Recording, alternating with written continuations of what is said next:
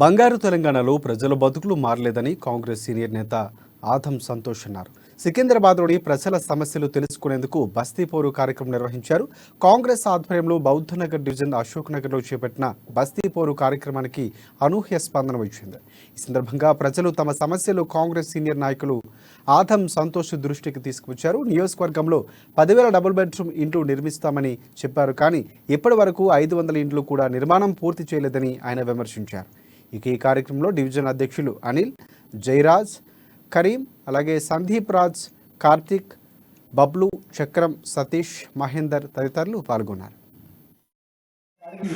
మనం తీసుకొని రావచ్చు. జిహెచ్ఎంసీకి 1000 కోట్లు ఇచ్చి మొత్తం మిషన్ ట్రైనింగ్ మిషన్లుగా ఖచ్చితంగా మీ చేతుల్లో ఉంటుంది. నేను రేపు పొద్దున్నే వచ్చి మీ అందరితో నేను ఇంటరాక్ట్ అవుతాను.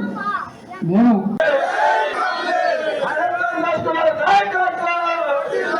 I don't know.